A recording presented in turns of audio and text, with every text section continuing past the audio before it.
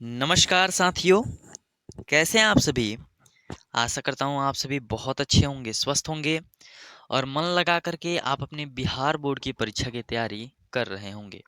साथियों, आज हम लोग बिहार बोर्ड क्लास 12 फिजिक्स के बहुत ही महत्वपूर्ण प्रश्नों की चर्चा करने जा रहे हैं, जो कि आपके बिहार बोर्ड की परीक्षा जो कि फरवरी 2025 में होने वाली है, उसके लिए काफ़ी महत्वपूर्ण प्रश्न है। साथियों, जैसा कि आप सभी बहुत ही अच्छी तरीके से जानते हैं कि हमने पिछले वीडियो में 35 प्रश्नों की चर्चा कर ली है। विस्थापन धारा क्या है हमारा अंतिम प्रश्न था, और हम प्रतिदिन 5 प्रश्नों को करते हैं ताकि आपकी बिहार बोर्ड की परीक्षा में जितने भी प्रश्न आए आप उसको बना करके आएं। हमारा ऐसा दावा है कि आप हमारे द्वारा बताए गए सभी प्रश्नों को अगर याद कर लेते हैं तो आपका एक भी प्रश्न छूटने वाला परीक्षा में नहीं है। ठीक है, तो आपकी परीक्षा को काफ़ी आसान बनाने के लिए आज का हमारा फिजिक्स में यह प्रयास कि आपका प्रश्न है, विद्युत चुंबकीय तरंग की तीव्रता क्या है। विद्युत चुंबकीय तरंग की तीव्रता क्या है।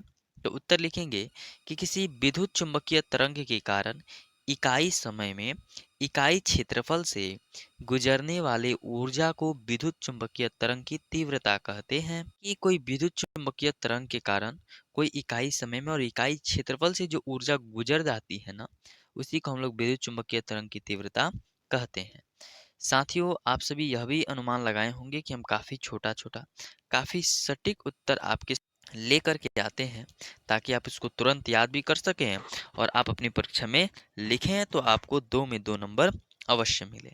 ठीक है, चलिए अगला प्रश्न कि ग्रीन हाउस गैस क्या है।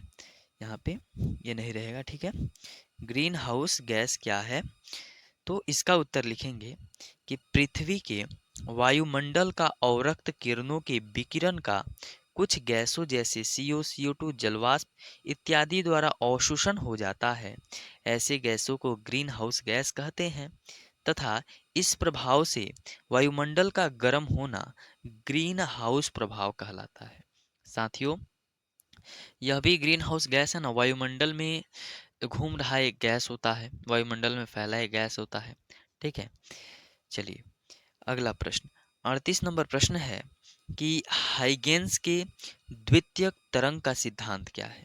यह भी काफी महत्वपूर्ण प्रश्न है साथियों आपकी परीक्षा के लिए कि हाइगेंस के द्वितीयक तरंग का सिद्धांत क्या है। तो उत्तर लिखेंगे कि माध्यम का वह पृष्ठ जिस पर स्थित सभी कण एक ही कला में कंपन करते हैं उसको हम लोग क्या बोलते हैं, तरंगाग्र बोलते हैं।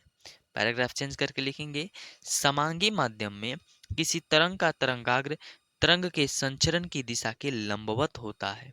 और दूसरा यही सभी हाइगेंस का जो द्वितीयक तरंग का सिद्धांत है, इसमें दूसरा लिखेंगे कि तरंगाग्र के सभी कण नया तरंग स्रोत बन जाते हैं जिससे नई तरंगे सभी दिशाओं में निकलती हैं और इन तरंगों को द्वितीयक तरंगकाय कहते हैं।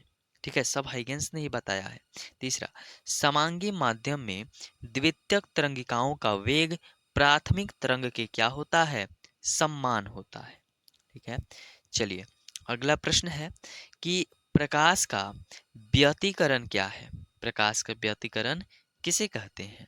तो उत्तर लिखेंगे कि जब समान आवृत्ति की दो प्रकाश तरंगे एक ही दिशा में चलती हैं तो माध्यम के विभिन्न बिंदुओं पर परिणामी तीव्रता उन तरंगों की पृथक तीव्रताओं के योग से भिन्न होती हैं। कुछ बिंदुओं पर प्रकाश की तीव्रता अधिकतम तथा कुछ बिंदुओं पर न्यूनतम या शून्य होता है। इस घटना को प्रकाश का व्यतिकरण कहते हैं। ठीक है, चलिए और आज का आपका अंतिम प्रश्न है कि व्यतिकरण प्रारूप के लिए जरूरी शर्तें क्या हैं। व्यतिकरण प्रारूप के लिए जरूरी शर्तें क्या हैं। तो उत्तर लिखेंगे, व्यतिकरण प्रारूप के लिए जरूरी शर्तें निम्नलिखित हैं। बिल्कुल सजा करके सभी प्रश्नों को लिखना है। पहला, दोनों प्रकाश स्रोत कला संबंध होने चाहिए। दूसरा, दोनों तरंगों की आवृत्ति तथा तरंगदैर्ध्य समान होना चाहिए। तीसरा, दोनों तरंगों का आयाम बराबर होना चाहिए। चौथा लिखेंगे कि दो तरंग प्रकाश स्रोत के बीच की दूरी के बहुत कम होनी चाहिए। देख रहे हैं साथियों, आज आप सभी के लिए बहुत ही बेहतरीन बेहतरीन प्रश्न हम आपके समक्ष लेकर के आए थे। आप इन सभी प्रश्नों को आप अपने कॉपी में अवश्य लिख लीजिएगा और लिख करके याद अवश्य कर लीजिएगा। चलिए मिलते हैं अगले वीडियो में, और अगले वीडियो में और भी नए नए प्रश्नों की चर्चा करेंगे ताकि आपकी परीक्षा काफ़ी आसान हो सके। साथियों, अंतिम में मैं यह बोलना चाहता हूँ आप सभी को कि आप इस वीडियो को अपने दोस्तों के साथ अवश्य साझा कीजिए, ठीक है, ताकि ज़्यादा से ज़्यादा एजुकेशनल ज्ञान केंद्र के साथ काफ़ी सारे छात्र जुड़ें और अपनी परीक्षा को आसान बनाएं। बस आपसे इतना ही निवेदन है। बहुत बहुत धन्यवाद।